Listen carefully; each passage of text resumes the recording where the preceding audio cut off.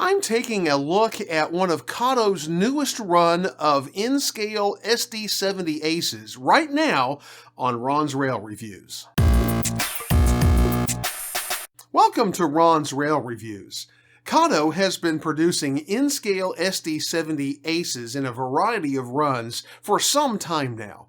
Well, I decided it was time not only to purchase one of these locomotives for myself, but also to give it a review here on my review channel. So that's exactly what we're going to do today. Now, this is not a sponsored video. The locomotive that we're taking a look at today, I purchased myself, and I'm going to share with you my honest opinion, what I love and what I maybe don't love so much about this particular locomotive. Well, here on Ron's Rail Reviews, I bring you product reviews and hobby news, and if that sounds like your thing, then you'll want to subscribe down below, click the little bell icon, and select all so you'll get notified each time I publish a new video. But now, let's get on over and get this locomotive opened up and see what we have. This locomotive is Kato's N-scale SD70ACe BNSF number 8574, painted in the H3 or swoosh or wedge scheme, whichever designation you prefer. It comes packaged in a jewel case and custom foam packaging. Taking it out of the box, you will notice the level of detail that we've come to expect from Kato. That is, it has a nice level of molded-on detail, not the very high-end level of separately applied details that some manufacturers have become known for, but it is a reasonably nice detailed locomotive that's also very durable to be operated and handled. The one area of detail that I wish could be a little better on this model is the rooftop antenna array. It leaves a little something to be desired, but otherwise the fan grills, the louvers, the truck side frames all look very nice.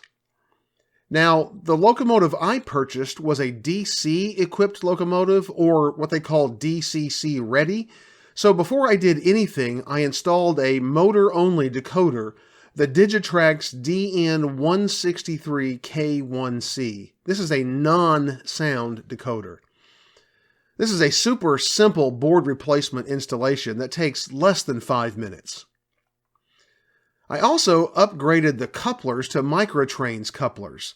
This locomotive came equipped with Kato knuckle couplers, as is standard, but they're not very operator-friendly and do not play well with the industry-standard Microtrains or even Accumate couplers, so I simply upgrade them right off the bat.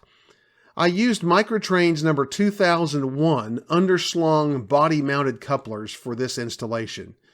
I made a video about all of these upgrades, as well as setting up the decoder for my main channel, Ron's Trains and Things, and I'll post a link at the end of this video and in the description below. Now, if you want to use the original Kato couplers and you want to install magnetic trip pins in them, they come included in the package for modular installation. Taking a closer look, you can see the molded-on piping detail under the walkway, the nice detail on the truck side frames, the crisp warning labels and lettering, as well as the rooftop fan grills, their air reservoirs on the side of the fuel tank. The front ditch lights are lit via light pipe, but are not independently operational. I checked all of the wheels and found them to be in gauge. The newly upgraded couplers were within tolerances for height. An initial test found the unit running smoothly. Now, since I added the decoder to this unit, I also customized the speed table to produce the performance that I preferred, especially since I plan to run this unit in consist with another Kato locomotive. You can find videos about how I did all of this on my main channel, Ron's Trains and Things. With a little tweaking of the speed tables, however, I found the locomotive ran very smoothly at slow speed.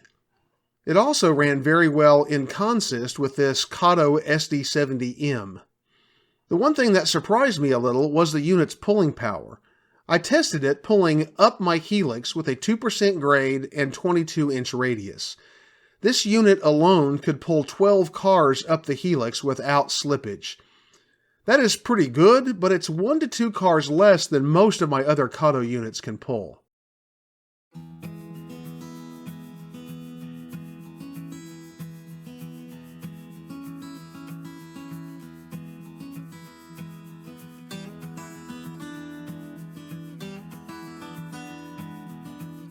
I want to say that over time, Kato has been one of my top 2 or 3 go-to brands for N-scale locomotives. They have proven themselves to be durable, reliable, and really good pullers over time. This locomotive appears to be consistent with that reputation. I'm overall pleased with what I saw in this review and look forward to running this locomotive on my layout for many years to come. Now, again, Kato has been producing SD70ACes for a while. This is one of the latest versions, and it can still be found for purchase as of the recording of this video. If you have a modern era layout, this may be exactly the locomotive that you need to fill out your roster on your layout. Well, here are some links, including the one to that video on my other channel about how I upgraded this locomotive, as well as some reviews of some Scale Trains locomotives and rolling stock that I know you'll enjoy as well. Be sure and join me for future reviews right here on Ron's Rail Reviews. 10, Lizzie?